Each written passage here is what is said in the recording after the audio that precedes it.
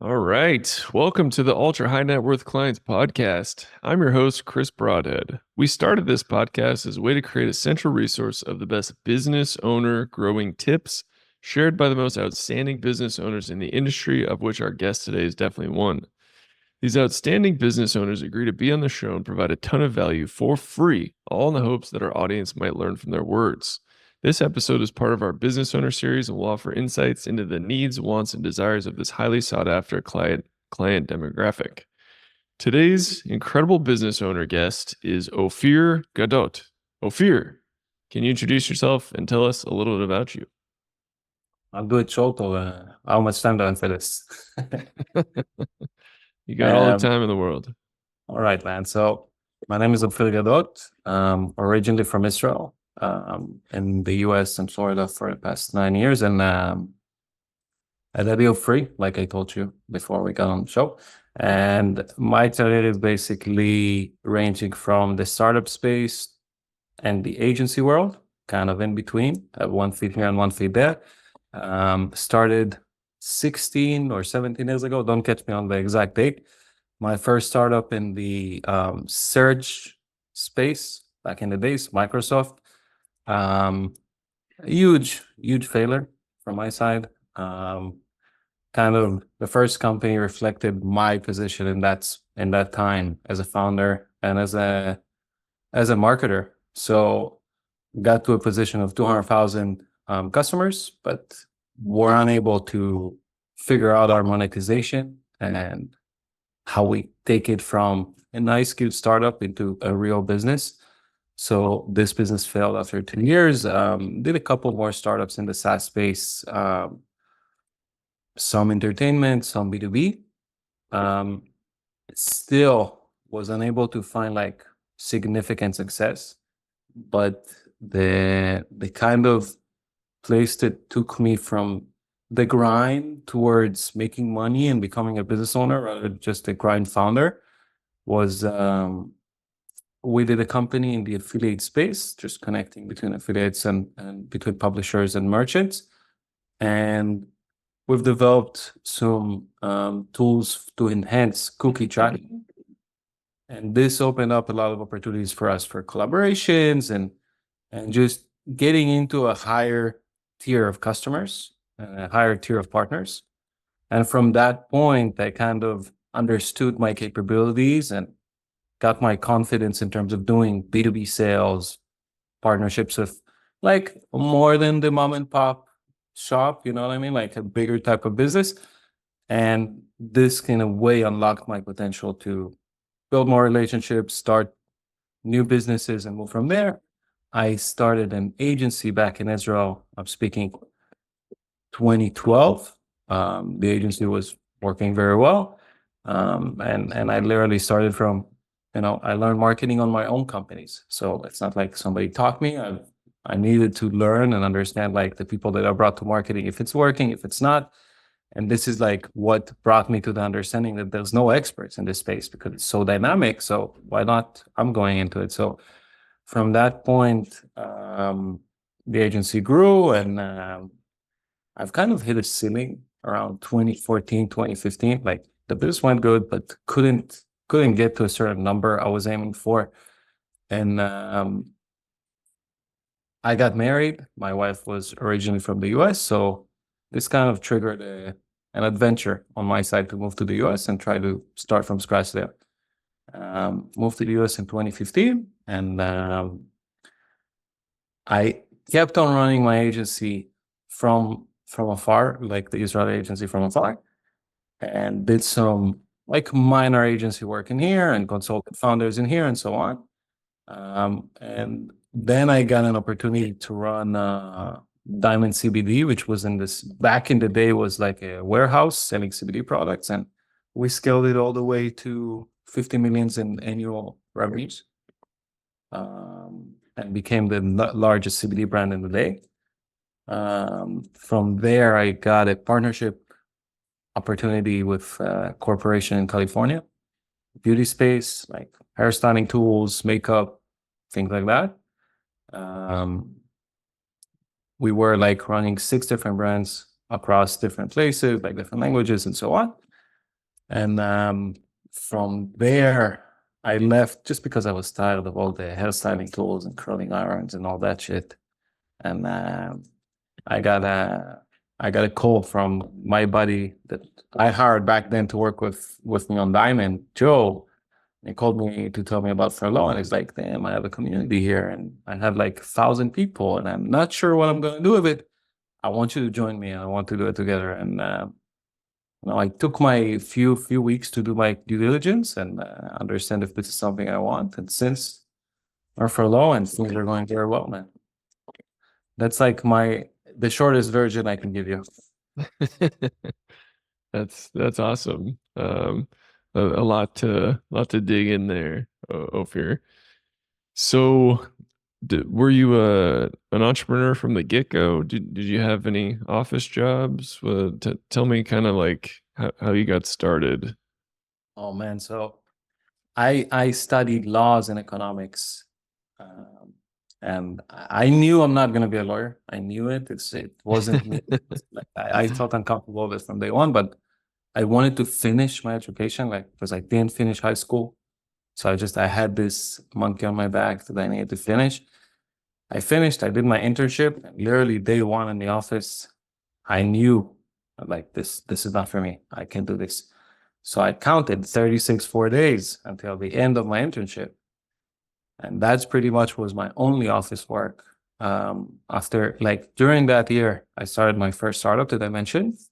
And I just from there I juggled between like bartending gigs and freelance stuff, but just so everything started for me entrepreneurial wise 26, 27, but I didn't have like adults work outside of that. Hmm. Oh wow, that's awesome. Yeah, I quit my I finished school and quit my job at like 26, 27 as well. Yeah. That's a You very know the feeling. yeah. That's a very impactful time for us. So awesome. So you finished law school, you finished your internship, you were like, this ain't gonna fly, but you stuck with it for a year. How did you decide what to focus on for your initial efforts in the entrepreneur space? So to be honest, I didn't make that decision until a few years down the road. Like in the beginning, I was filled with ambition and that belief that I can do whatever and everybody cannot do what I can do. You know what I mean? Like I had that assumption that like everybody tells me you're gonna be swamped, you need to focus. And I'm like, no, I can do it. I can do it. I got it. Obviously I couldn't. So I was spread around multiple ventures. I tried to do a lot of things with no experience in.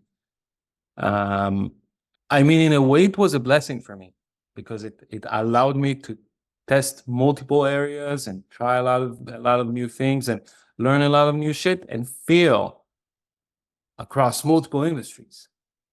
Hmm. So it brought up my humility in a way and also taught me just to understand like what capacity means and what I can do and what I cannot and how focus is important. So I would say the first 3 years for me was being all over the place.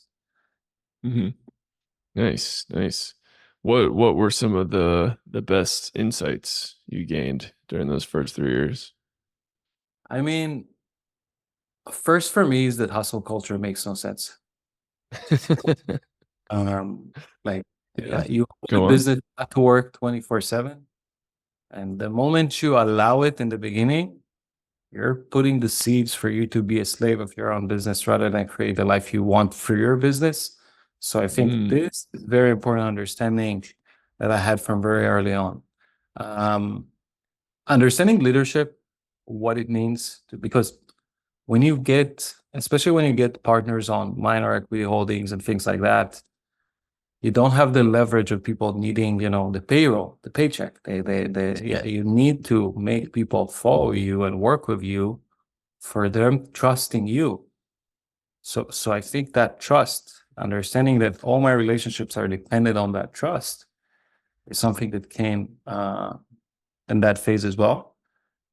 Um, and really, putting that emphasis that trust controls our relationships, right? The moment I have that position, and I call it the trust leverage in a way, if people trust me, I have that leverage.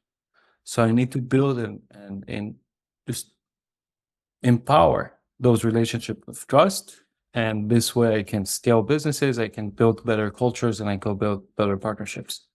Another understanding for me was that pursuing a high valuation doesn't make sense. Meaning, a lot of founders, and again, I come from the SaaS space. This is where I started. So, they think about valuation, they think about upside, but the reality is that business runs through cash flow and P&Ls. That's the reality. And if my valuation is 100 billion and my cash flow is negative, and I'm unable to pursue an investor, my company worth zero. That's the reality. Oh, that's the sad reality. Even it's worth minus because I have commitments. So after my first startup, like I understood I don't want to raise money anymore. I rather do bootstrap, and I want to show profitability from not the get-go because it does take time, but to build companies that are structured on profitability and not structured on runway. Got it. So, first 3 years sounded like you were doing a lot of different stuff, learning a lot of stuff, failing, learning. How did you like stay motivated? How did you stay, above water? How did you pay for stuff the first 3 years? So I worked as a bartender before and as I was going through my first ventures. And this kind of financed I'll say, a very affordable lifestyle. I lived very lean and with whatever I had, I couldn't afford too much. So I didn't have a car back then. I didn't have, I lived with what I had. And in terms of motivation for me, like the office work kind of reflected me that I cannot be an employee for 50 years. It was very clear to me that I cannot, so I don't have an alternative. I need to figure it out.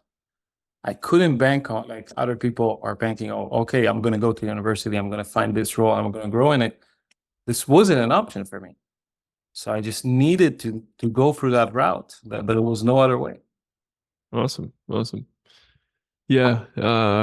I went to school in Orlando, and I was working at NASA for like 2 years, and I quit and I moved to Chicago so I wouldn't need a car. So I could live, had like you said, maximum runway. Sorry.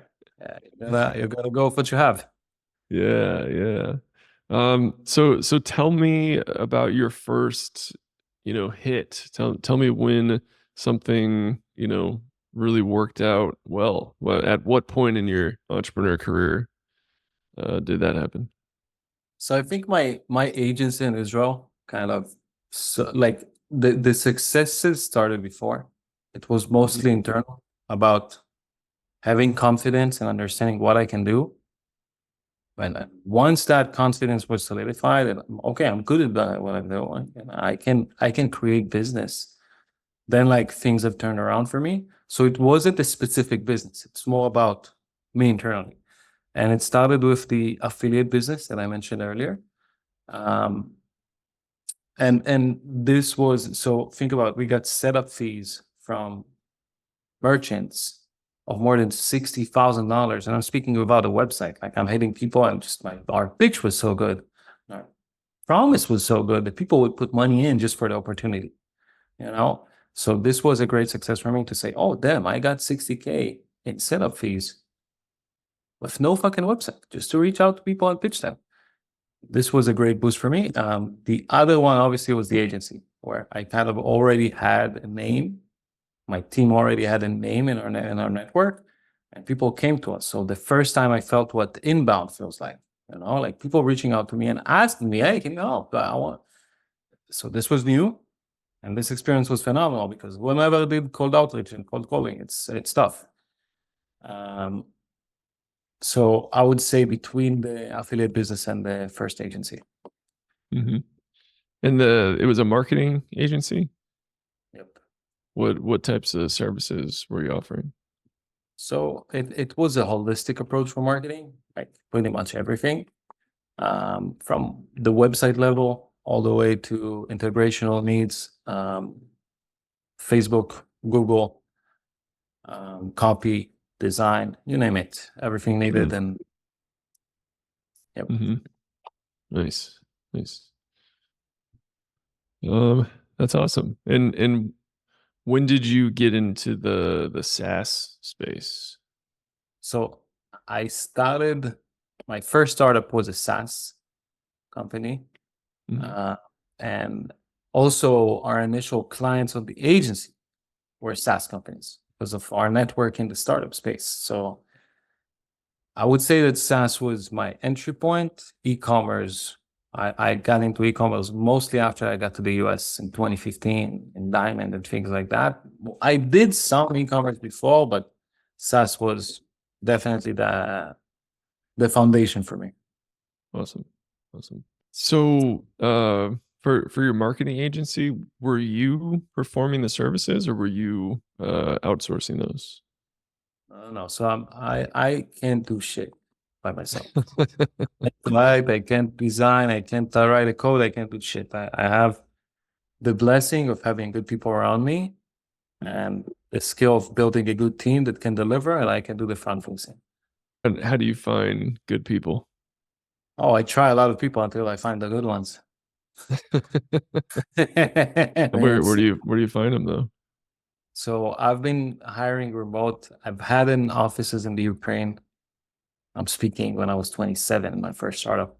Like just because I understood, okay, I can pay for a developer in Israel 12K a year a month, and I can pay for the same level of talent 1,500.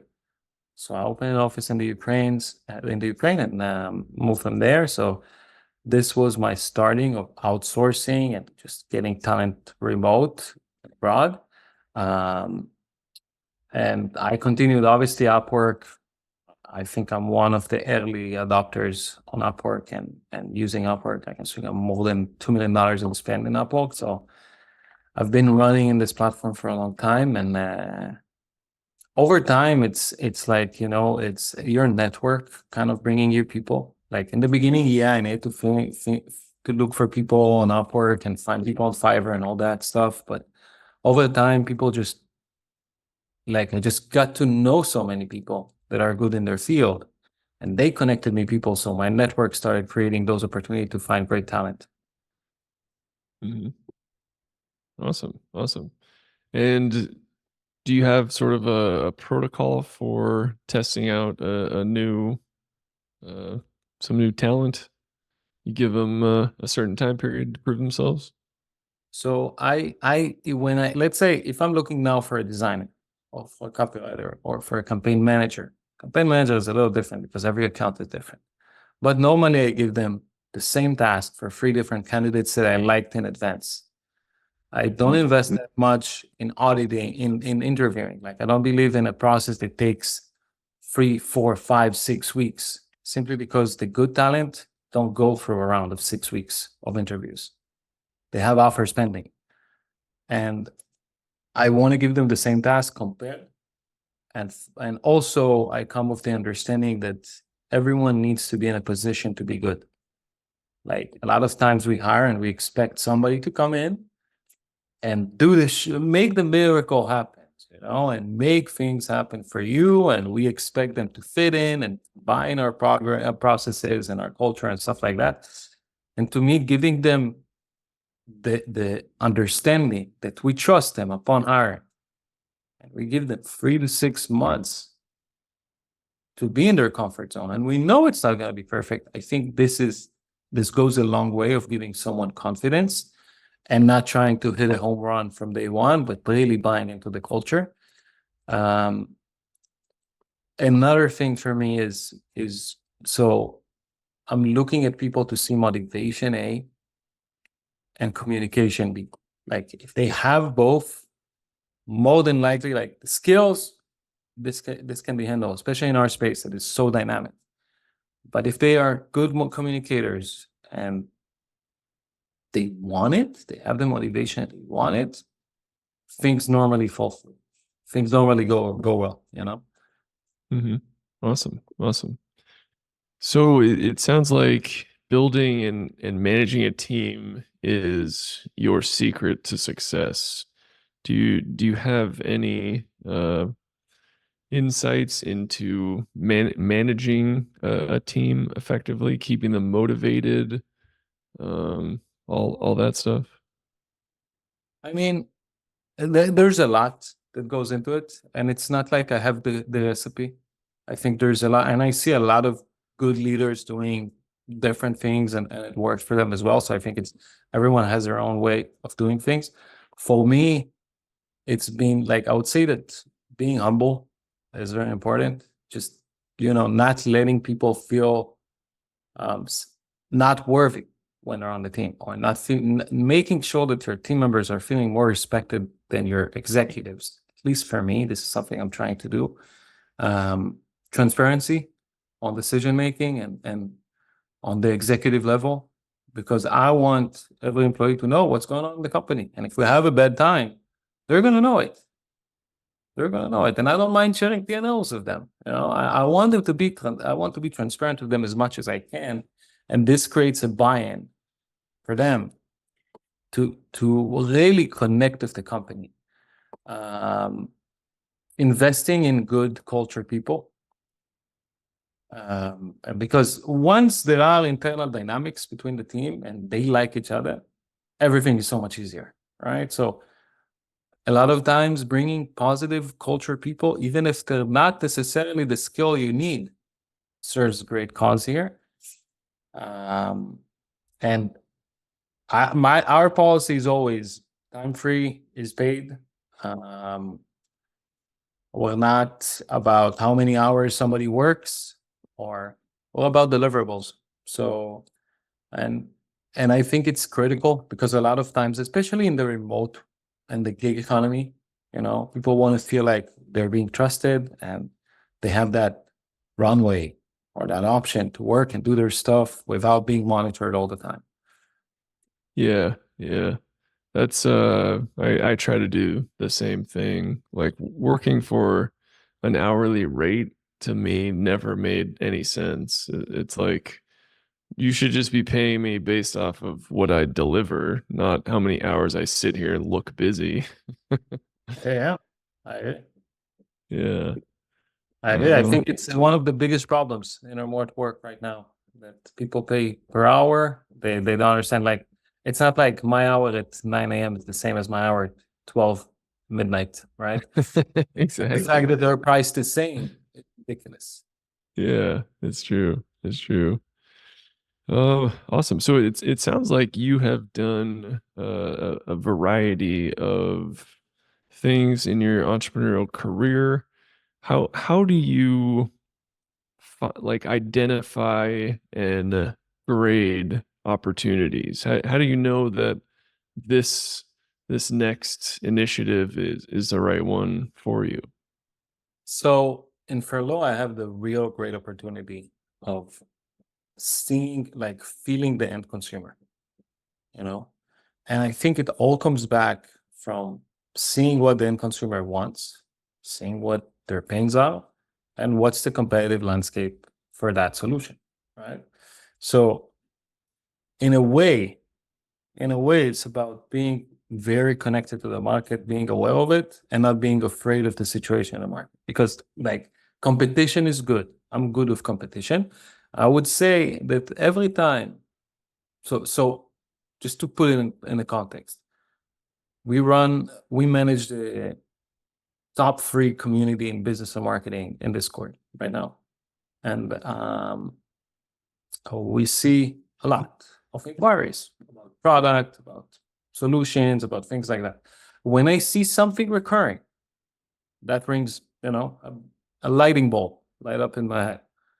When I see that the competitors are not able to answer those problems, that's a clear opportunity.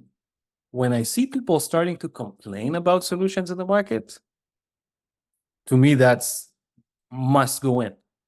Like, if there's a solution that the competitors are not answering and clients are still complaining about their customer or their solution providers in that space, there's a clear opportunity. So if you ask me today, especially with what's going on with AI and understanding what's next in innovation, there's an opportunity everywhere. It's only about listening to the prospects and seeing what they need, because and look around you. Everybody's complaining about economy, about insurance, about everybody's complaining about anything. So complaining and identifying where they're coming from is the highway to building a solution around it. That's awesome. Yeah. Yeah, we had a guest on a client's podcast last week, and he started like $100 million business plus based around he got something apostilled or he got something notarized, and the notary made a mistake, and it was a huge headache and time suck, and he's like, this is a nightmare. There's got to be a better way. But this is how most innovation starts, you know. Yeah. Innovation starts when somebody's frustrated enough to do something about it, you know. Yeah. That's awesome. So have you always been kind of solo founder? Any partners or co-founders along the way? Oh, so no, I've always been doing business with partners, Hmm. always. And my business partner right now, Joe, is phenomenal. Again, like very gifted on his own rights. I've been burned from previous partnerships, but again, like I mentioned, I'm unable to do anything in my business. I cannot write, I cannot develop. I need partners. Otherwise, I can't do anything. I can talk shit, you know. But Yeah. outside of talking, I'm very limited. So I'm very much reliant on partners and good ones from Yeah. my career. What about like co-founders, not just folks you're outsourcing to? No. I'm speaking about co-founders. All my companies had co-founders, including Oh, I the see. startup. Like, yeah. I brought like a Got it. CTO co-founder, and I brought a marketer as a co-founder in the first company, and then Joe is the founder in Furlough. I'm the second co-founder. Okay. Um, and I mean, I'm not even entertaining. I think like just sharing the load. It's not easy to be in partnership with people, and like co-founding is challenging. There's always difficulties and stuff, always. But carrying the founder load alone is a lot. It's a lot. And as you go through it for long term, and 3 years, 4 years, you can handle it. But for 30 years, it's very lonely. Mm. It's very lonely and it's very challenging. And also, like, I'm from the approach that every founder will go through is down periods, every founder. And now when you're having a down period of 6 months, you need somebody to pick the slack or the company dies. It's good to have a co-founder to rely on, for sure. Yeah, absolutely. Any advice on how to find a good co-founder? I mean, trust is everything in this. You need somebody you trust. I've been burned a lot with co-founders. I've had better and worse. I would say that having somebody you can trust and understand what they bring to the table is the key. And I would also say, like, if you want somebody to join your innovation and you don't want it to cause friction on the company in the future, you want to bring someone with similar level of drive. Because if the founders have different levels of ambition, it's only a matter of time until they will have friction between them.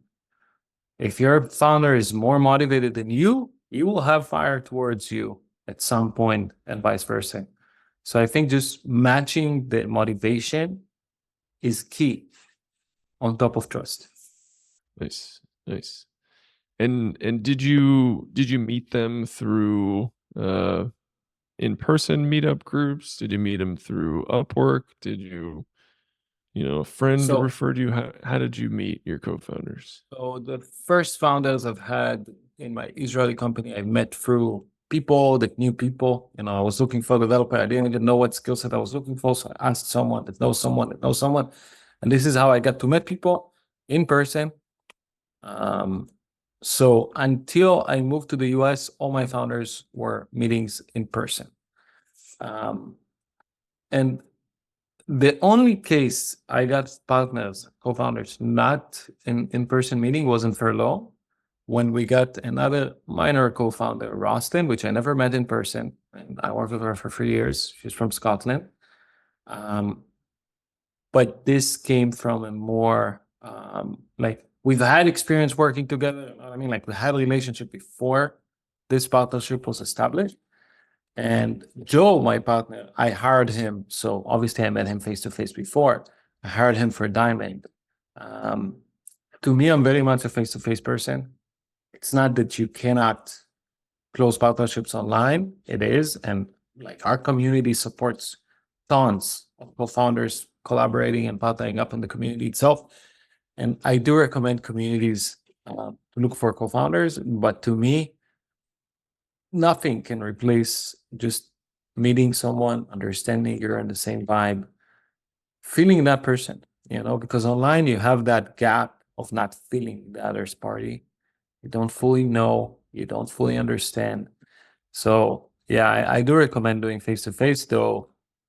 Like I can show you businesses that doing very well without never meeting as co-founders. Awesome. Awesome.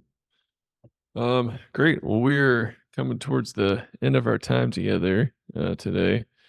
I have two final questions for you.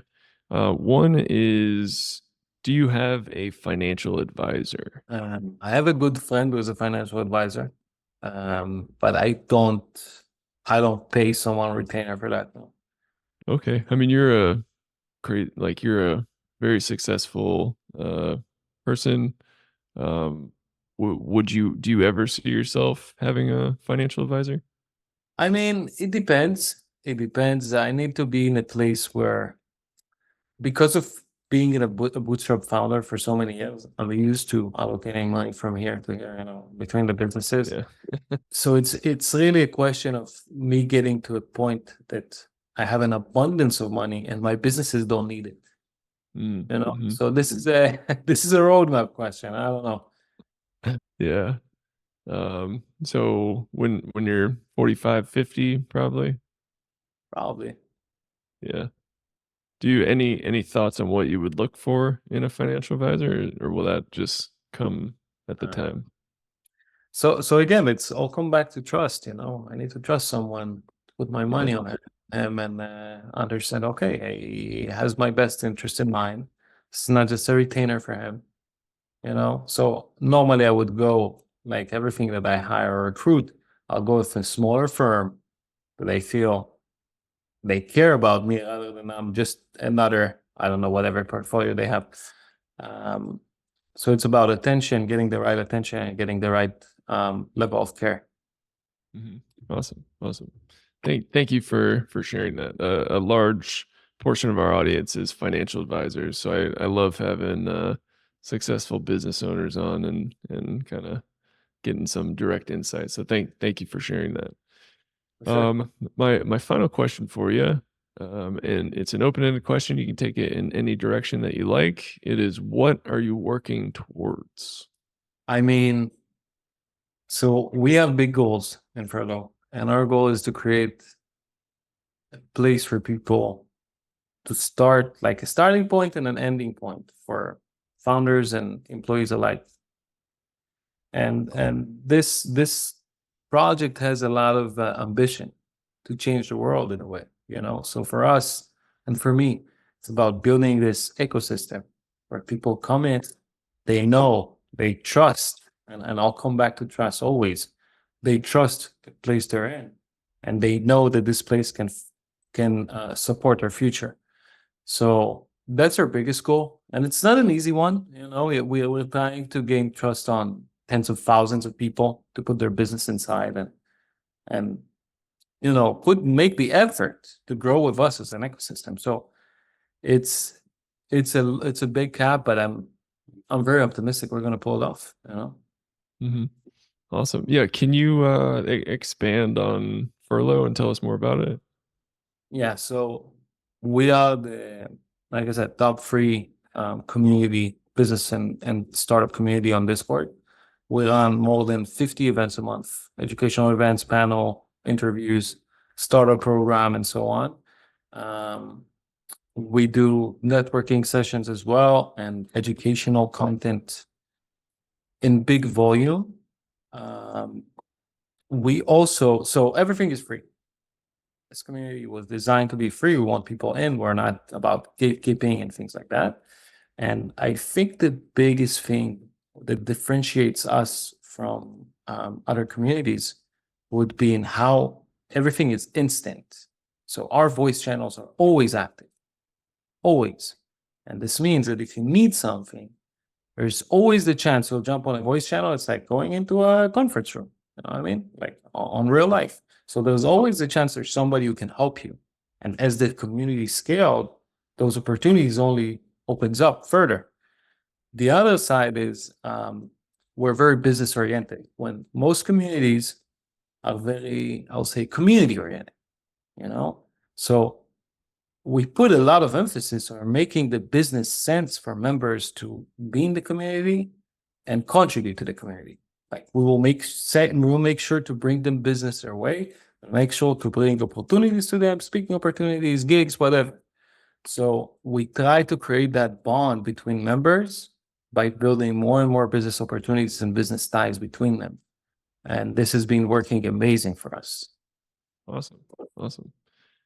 So our audience, where could they find out more about you and Furlough? I'm sorry? Where could my audience find out more about you and Furlough? Furlough.com, FURLOUGH.com, and Discord, Furlough Discord. All you need to do is look for Furlough on Discord server search, and it's out there. You know, it's not hard to find us. Yeah, man, that's a killer URL. How'd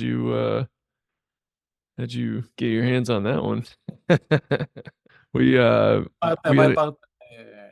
bought it for 15K. Oh, okay.